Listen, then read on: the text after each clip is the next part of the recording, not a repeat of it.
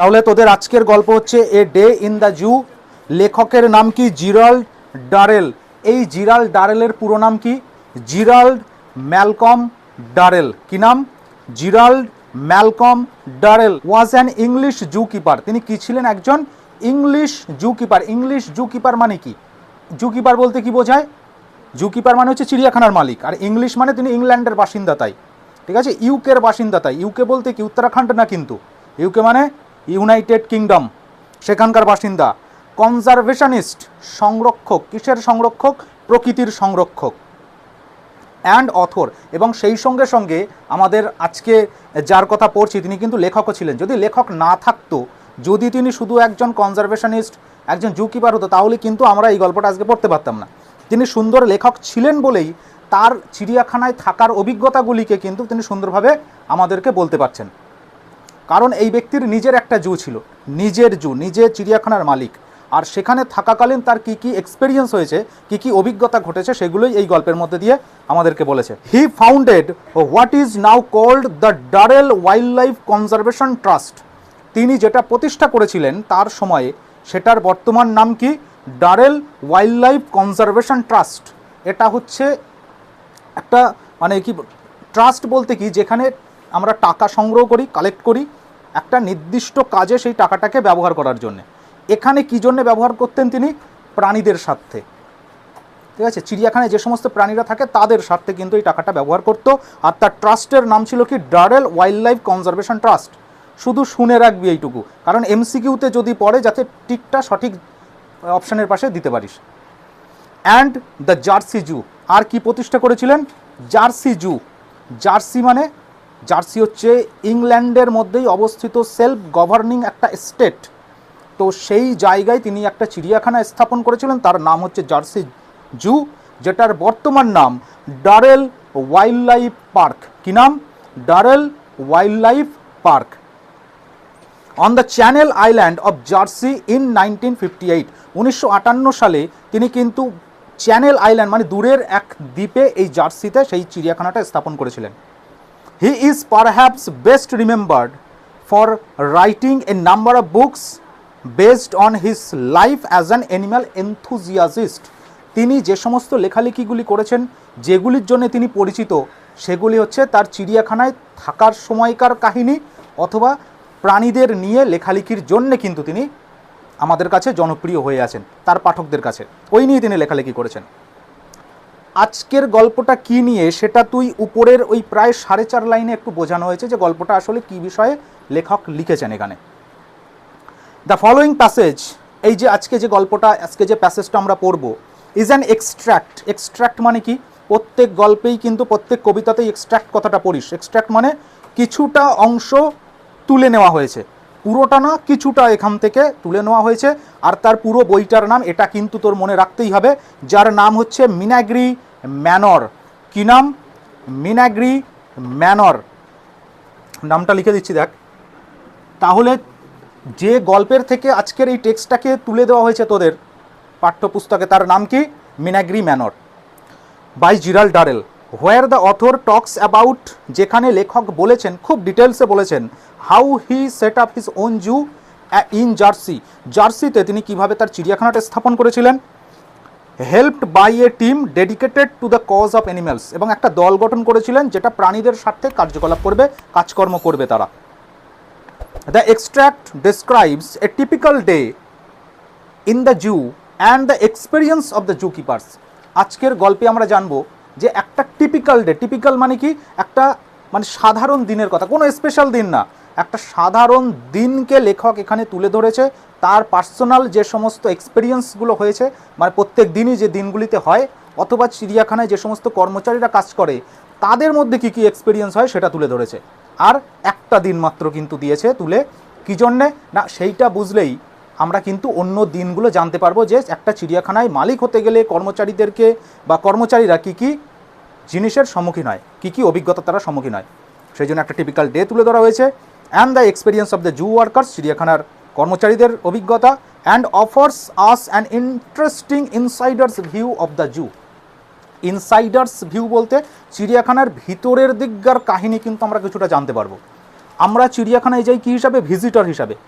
তাই তো 1 জানুয়ারি, 25শে ডিসেম্বর এই ধরনের কোনো অকেশানে আমরা যাই চিড়িয়াখানায় সেই পশুদেরকে দেখতে একটা দিনের জন্যে, কিন্তু ওই চিড়িয়াখানাকে প্রস্তুত করতে, জনসাধারণের সামনে সেটাকে তুলে ধরতে যাতে তারা উপভোগ করতে পারে, তার পিছনে যে কী কী খাটনি থাকে সেটা কিন্তু এই গল্পে তুলে ধরা হয়েছে, যেটা আমরা সাধারণত জানি না।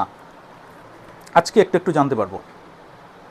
তো প্রথমেই দেখ, লেখক বলছে, it is one thing to visit a zoo as an ordinary member of the public. চিড়িয়াখানার একজন সাধারণ দর্শক হিসাবে যাওয়াটা এক ব্যাপার, আমরা যেমনটা যাই। It is quite another thing to own a zoo and live in it. কিন্তু চিড়িয়াখানা মালিক হওয়া আর সেটাতে দিনের পর দিন থাকাটা সম্পূর্ণ আলাদা ব্যাপার। আলাদা ব্যাপারই তো হবে। আমি যেখানে প্রত্যেক দিন আছি আর যেখানে আমি বছরে একবার বেড়াতে যাচ্ছি, তাহলে দুটোর মধ্যে পার্থক্য আছে। লেখক সেটাই বলছে। আলাদা কী জন্যে না, it certainly enables you to rush at any hour of the day or night to observe the animals. কারণ তোমাকে দিনের যে কোনো সময় ছুটে যেতে হতে পারে ওই সমস্ত প্রাণীদেরকে দেখার জন্য কে কী অবস্থায় আছে। হঠাৎ দেখা যাচ্ছে বাঁদরের ঘর থেকে চেঁচামেচি শোনা গেল, তাহলে তোকে ছুটে যেতে হচ্ছে যে তারা ঠিকঠাক আছে কিনা, মারপিট করছে কিনা। তাহলে প্রত্যেকটা জায়গায় কিন্তু তোকে যে কোনো সময় যেতে হবে ছুটে। It also means you are on duty 24 hours a day. তার মানে তুই কিন্তু 24 ঘন্টার ডিউটিতেই আছিস। এই রকম না যে আমার কাজ শেষ, আমি এখন বেরিয়ে গেলাম, আমার ডিউটি আওয়ার শেষ হয়ে গেছে, তা না। তুমি যদি মালিক হও তোমার 24 ঘন্টা ডিউটি। কর্মচারীদের ছুটি হয়ে গেলেও তোমার ছুটি নেই। নেক্সট প্যারাতে দেখ আছে, the average zoo day begins just before dawn. বলছে চিড়িয়াখানার একটা সাধারণ দিন, একটা টিপিক্যাল ডে, সেটা কিন্তু শুরু হয় ভোরের ঠিক আগের মুহূর্তে। ভোরের আগের মুহূর্তে মানে তখনও ভোর হয়নি এইরকম সময়। সেই সময় কেমন থাকে পরিবেশটা, the sky will be slightly tinged with yellow. এই সময়ে আকাশে একটা হলদে আভা দেখতে পাওয়া যায়। কিসের আভা? সূর্য উঠবে কি উঠবে না এইরকম একটা অবস্থা, মানে কি সূর্য উঠবে এরকম একটা অবস্থার চারিদিকে সূর্যের একটা হালকা কিরণ ছড়িয়ে গিয়েছে, তাই বলছে একটা হলুদ আভা থাকবে। When you are awakened by the bird song. এই সময় তোমাকে উঠতে হবে না, পাখির ডাকে তুমি জেগে যাবে, পাখির ডাক তোমাকে জাগিয়ে দেবে। You can hear a robin singing. তুমি শুনতে পাবে একটা রবিন গান গাইছে। রবিন কি? শালিক পাখির মতো দেখতে, সেই হচ্ছে রবিন পাখি তুমি দেখতে পাবে গান গাইছে, তুমি শুনতে পাবে গান গাইছে। ইউ হিয়ার, তুমি আরও শুনতে পাবে the rich fruity slightly hoarse cries. এই রিচ মানে কি? সরস, গলাটা বেশ ভরা ভরা গলা। ফ্রুটি একটু রসালো টাইপের। স্লাইটলি হোর্স মানে হালকা একটু কর্কশ। সেটা কে ডাকছে? Of the turacos. এই টুরাকোস পাখির ডাক তুমি শুনতে পাবে। কেমন পাখি? টুরাকোস খুব সুন্দর দেখতে, সবুজ রঙের পাখি হয়, আর মাথাটা একদম মানে সেই স্পাইক করা চুলের মতো, মনে হয় যেন সবে মাত্র সেলুন থেকে বেরিয়েছে, এত সুন্দর তার মাথার ওই ঝুঁটিটা।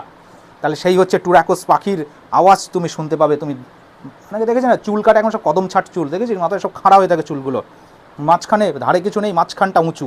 তাহলে ওই রকম পাখি হচ্ছে এই টুরাকোস, সবুজ রঙের। And a joyful blackbird. এবং এই পাখির ডাকের পরেই শোনা যাবে একটা কালো মানিকের গান। দেখ, ব্ল্যাকবার্ড মানে কি? কালো মানিক, ছোট্ট কালো রঙের একটা পাখি। As the last of his song dies, যখন এই কালো মানিকের গান শেষ হবে, ঠিক আছে, এই যখন কালো মানিকের গান শেষ হবে তখন আবার সাদা মানিক গান করে উঠবে। The white headed thrush burst into an excited Cry. White headed বলতে সাদা মাথাওয়ালা, ওই যে বললাম সাদা মানিক, সাদা মাথাওয়ালা এক ধরনের থ্রাস পাখি, সেই কিন্তু উচ্চস্বরে ডেকে উঠবে। Looking out into the courtyard. এবং তারপরে তুমি যখন বাইরে বারান্দায় বেরোবে, লেখক নিজে বেরোচ্ছে কিন্তু লিখছে এইভাবে যে মানে আমাদেরকে বলতে চাচ্ছি, যদি তুমি থাকতে, তুমি যদি বেরোতে, তুমি যদি শুনতে, তুমি যদি এই জিনিসটা করতে, তুমি এই জিনিসটা শুনতে পেতে, এই জিনিসটা দেখতে পেতে, এইভাবে বোঝানোর চেষ্টা করছে। তাই বলছে যখন তুমি বাইরে উঠোনে বেরোবে, on the velvet green launch. Velvet green মানে সবুজ, কিন্তু সেটা ভেলভেটের মতো হয়ে রয়েছে, মানে ঘাসটা একেবারে ভেলভেটের মতো সেখানে হয়ে রয়েছে। তুমি ইউ ক্যান সি, তুমি দেখতে পাবে অ্যান আর্নেস্ট গ্রুপ অফ পিহেন্স। পিহেন্স বলতে কি বোঝায়? ময়ূরী, তাই তো? ময়ূরী মানে যে ময়ূরের পাখানে মেয়ে, তো তাদের তুমি দেখতে পাবে সেখানে ওই ঘাসের ওপরে ঘুরে বেড়াচ্ছে। সার্চিং দ্য ডিউই গ্রাস, সেখানে তারা ওই শিশির ভেজা ঘাস ঠুকরে ঠুকরে সেগুলো খাচ্ছে সেখান থেকে কিছু একটা। এ মেল পিহেন ইজ ডান্সিং। শুধু কি তাই, সেখানে তুমি দেখতে পাবে একটা ছেলে, একটা পুরুষ ময়ূর, সে কিন্তু পেখম তুলে নাচছে। কারণ পুরুষ যে সমস্ত ময়ূর আছে তাদেরই কিন্তু পেখম থাকে, মেয়েদের পেখম থাকে না। হ্যাঁ, পশু সমাজে মেয়েরা খুবই কুৎসিত, ছেলেরা খুব সুন্দর। তুই দেখবি যে কোনো প্রাণীর ক্ষেত্রে, তাই তো, ময়ূরের পেখম আছে, সিংহের কেশর আছে, পাখির ঝুঁটি আছে, যারা ছেলে তাদেরই থাকে ওইগুলো। মানে প্রাণী জগতে পুরুষরা বেশি সুন্দর, এদের ন্যাচারাল মেকআপ প্রকৃতি করে পাঠিয়েছে। এখানেও তাই, সেই যে পেখমটা যখন মেলে কত সুন্দর লাগে বলতো। Male peahen dancing, his burnished tail raised like a fountain in the sunlight. তার ওই যে বার্নিশড বলতে সুন্দর পেখমটা সূর্যের আলোয় কিন্তু পাহাড়ি ঝর্ণার মতো লাগছে। অ্যাট 8 o'clock, প্রায় অ্যাট 8 o'clock মানে সকাল 8টার সময়, এতক্ষণ কিন্তু লেখক একা ছিল। যা বলেছে লেখক নিজের এগুলো অভিজ্ঞতা। এইবারে কি হচ্ছে, 8টার সময় দ্য জু স্টাফ অ্যারাইভস, চিড়িয়াখানার যে সমস্ত কর্মচারী তারা কিন্তু এবারে আসছে বা তারা এসে পড়ে। You can hear them shout greetings to each other, তুমি শুনতে পাবে তারা একে অপরকে কি বলছে, গ্রিট করছে। মানে good morning, how are you, এই ধরনের নিজেদের মধ্যে যে সমস্ত সকালবেলা দেখা হলে যে কথাগুলো বলে সেগুলো কিন্তু বলছে। Sound made by their buckets, তুমি কি শুনতে পাবে সেখানে, তাদের বালতির শব্দ, বালতির ঠকঠক শব্দ শুনতে পাবে। অ্যান্ড ব্রাশেস, আর ব্রাশের খসখস শব্দ। তারা কাজে লেগে পড়েছে, তারা পুরো ঘর যে সমস্ত খাঁচা সেগুলো কিন্তু পরিষ্কার করছে। You go out into the cool fresh morning to see if all is right with the zoo, এবং তোমাকে যেতে হবে তারপরে একটু বাইরে চিড়িয়াখানার সমস্ত কিছু দেখতে যে ঠিকঠাক আছে কিনা। তার পরের পেজে লেখক বলছে যে কোন ঘরের মধ্যে, কোন খাঁচার মধ্যে কোন প্রাণীগুলি আছে আর তারা সেখানে কি কি করছে। The monkeys and the other animals, যে সমস্ত বাঁদরগুলি আছে আর বাঁদরের সঙ্গে সঙ্গে কিছু স্তন্যপায়ী প্রাণী। ম্যাপালস বলতে কোন ধরনের প্রাণী বাঁদর ছাড়া, গরিলা হতে পারে, তারপরে এপ যে সমস্ত অনেক প্রজাতি থাকে, শিম্পাঞ্জি, এদের কিন্তু একটা ঘরের মধ্যে তুমি দেখতে পাবে। সেটা কোথায় না, লিভ ইন দ্য লং, তারা বাস করে লম্বা, 2 স্টোরিড, দুতলা, গ্রানাইট হাউস, তাদের ঘরটা কি দিয়ে তৈরি, গ্রানাইট পাথরের তৈরি। এই গ্রানাইট ঘরের মধ্যে কিন্তু তারা আছে। Here you find a lot of activity, তুমি এখানে প্রচণ্ড বা অনেক কার্যকলাপ দেখতে পাবে। বাঁদরের ঘর, বাঁদর কি কখনো শান্ত থাকে? শান্ত থাকে না। কেউ দেখাচ্ছে নিচে গড়াগড়ি খাচ্ছে, কেউ দেখা যাচ্ছে তার ধরে ঝুলছে, কেউ উপরে ডিগবাজি খাচ্ছে, কেউ কিছু না কিছু করছে বাঁদরগুলো, বাঁদরামি ওখানে। তাই বলছে এখানে কিন্তু তুমি অনেক ধরনের অ্যাক্টিভিটি দেখতে পাবে। The gorillas have been let out of their cages, এখানে কি দেখা যাবে, যখন ওই কর্মচারীগুলো কাজ করছে তারা কি করছে বলতো, ওখানে ওই গরিলাগুলিকে খাঁচা থেকে বের করছে। প্রথমে খাঁচা পরিষ্কার করতে হবে তো, সারা রাত ধরে নোংরা করেছে, সেগুলো পরিষ্কার করবে এইবারে। তো সেখান থেকে ওদের খাঁচা থেকে বের করলো আগে। ওয়াইল দ্য কেজেস আর ক্লিন, যখন ওই খাঁচাগুলিকে পরিষ্কার করা হচ্ছে। They gallop about on the floor with the high spirit of children, এবং তাদেরকে যখন বের করা হচ্ছে তারা কিন্তু সুস্থভাবে ওখানে বসে থাকছে না, তারা বেরোচ্ছে কি লাফাতে লাফাতে, তিরিং তিরিং করতে করতে লাফাচ্ছে সেখান থেকে গরিলাগুলি।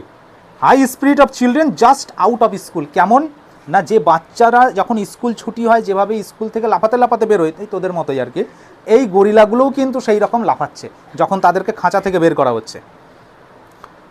শুধু কি তাই, they try to wrench the electric heaters, তাদেরকে যখন বের করা হচ্ছে খাঁচার বাইরে, খাঁচার পাশেই ইলেকট্রিক হিটার আছে।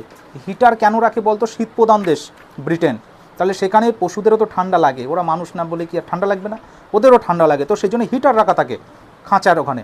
তো ওদেরকে যখন বের করা হচ্ছে ওরা ওই হিটারগুলি আগে নষ্ট করছে, বের করে কী করছে তারা, wrench the electric heaters from their socket, socket থেকে হিটারের তারগুলোকে টেনে বের করে আনছে, এক হ্যাঁচকা মেরে বের করে আনলো। ব্রেক দ্য ফ্লুয়েসেন্ট লাইট, টিউবলাইটগুলোকে মটমট করে ভেঙে দিল আগে বেরিয়ে এসেই। আর এদেরকে সামলানোর জন্যে আর একজন লোক রাখা রয়েছে, তার নাম হচ্ছে স্টিফেন, মনে রাখবি কে সামলাচ্ছে, স্টিফেন। এই স্টিফেন কমা দিয়েছে ব্রুম ইন হ্যান্ড, হাতে ঝাঁটা, তার হাতে ঝাঁটা আছে, মনে কর দু হাতে দুটো ঝাঁটা নিয়ে দাঁড়িয়ে রয়েছে একেবারে সেই গার্ডের মতো। কি করছে না, stands guard over the apes, ওই যে বন মানুষ, ওই যে গরিলাগুলি যারা মটমট করে টিউবলাইট ভাঙছে, যাতে আর ক্ষয়ক্ষতি করতে না পারে সেই জন্য তারা দু হাতে দুটো লাঠি নিয়ে সে কিন্তু গার্ড দিয়ে রয়েছে, এই করতে যাবি না। ইনসাইড দ্য গরিলাস কেজ, আর গরিলার খাঁচার মধ্যে আরেকজন আছে, আর একটা গরিলা, এই গরিলা না কিন্তু, ওর নাম হচ্ছে মাইক। কি নাম, Mike. Plump and ever smiling, সে একটু মোটা সোটা, প্লাম অ্যান্ড এভার স্মাইলিং, মুখে কিন্তু তার সবসময় একটা হাসি। Is busy along with Jeremy, সে জেরিমির সঙ্গে ব্যস্ত। তাহলে জেরিমি কি আরও একজন ওয়ার্কার। কজনের নাম পেলাম? 3 জন। স্টিফেন গার্ড দিয়ে রয়েছে, মাইক মোটাসোটা, সে কাজ করছে তার মধ্যে, সেখানে একটু মোটা টাইপের, একটু মাইক, হ্যাঁ মোটা মতো, একটু স্থূল, একটু ট্যাপা মতো, সে কাজ করছে ওর মধ্যে, আর তার সঙ্গে আছে Jeremy. They sweep up the mess on the floor, তারা কি করছে তার খাঁচার মধ্যে? প্রশ্ন আসবে কিন্তু। তারা সেখানে পরিষ্কার করছে, ঝাঁট দিচ্ছে মেঝেটা। অ্যান্ড স্ক্যাটার ফ্রেশ হোয়াইট সডাস্ট, সডাস্ট মানে কাঠের গুঁড়ো, তারা কিন্তু পরিষ্কার কাঠের গুঁড়ো ছড়িয়ে দিচ্ছে। Everything they assure you is all right, এবং সব কিছু হয়ে গেলে তারা কিন্তু তোমাকে বলবে যে হ্যাঁ সব কিছু ঠিক আছে। অল দ্য এক্সাইটেড, এবং তাদের ইশারায় অন্যান্য প্রাণীগুলো তখন বুঝে যাবে যে এইবারে আমাদের নতুন দিন আজকে শুরু হচ্ছে। অল দ্য অ্যানিম্যালস, সমস্ত প্রাণীরা এক্সাইটেড অ্যান্ড ইগার, তারা খুব উত্তেজিত, খুব আগ্রহী, নতুন দিন শুরু হচ্ছে, লোক আসবে আমাদেরকে দেখতে, সেই জন্য নিজেরাও সেজে গুজে ঢুকে পড়ছে খাঁচার মধ্যে। Start at the new day, একটা নতুন দিন শুরু করার জন্যে। বাসেল অ্যাবাউট দ্য কেজেস, তারা কিন্তু খাঁচার মধ্যে হুড়মুড় করে ঢুকে পড়ছে। ইটাম দ্য ব্ল্যাক স্লেভ এপস, এখানে আরও একটা মানে ওই গরিলার মতো গরিলা আছে, একটা বেশ বয়স্ক গরিলা, তার নাম দেওয়া হয়েছে ইটাম। বয়স্ক, সে সেলেব, সেলেব মানে কি একটা সেলিব্রিটি মতো, তাকে সবাই চেনে, এরকম একটা গরিলা সেখানে আছে, তার নাম কি? ইটাম। ক্লিংস টু দ্য ওয়্যার, সে তার ধরে ঝুলছে, তুমি যদি যাও তুমি দেখতে পাবে সেই গরিলাটা, সেই ইটামটা কিন্তু তার ধরে ঝুলছে। Baring his teeth at you, তোমার দিকে দাঁত খিচিয়ে রয়েছে। ইন গ্রিটিং, এবং দাঁত খিচিয়ে তোমাকে অভিবাদন জানাচ্ছে ওদের ভাষায়। তো এটা গেল নিচের তলা, গ্রানাইট হাউসের নিচের তলা এরা আছে, উপরের তলায় তাহলে কারা আছে?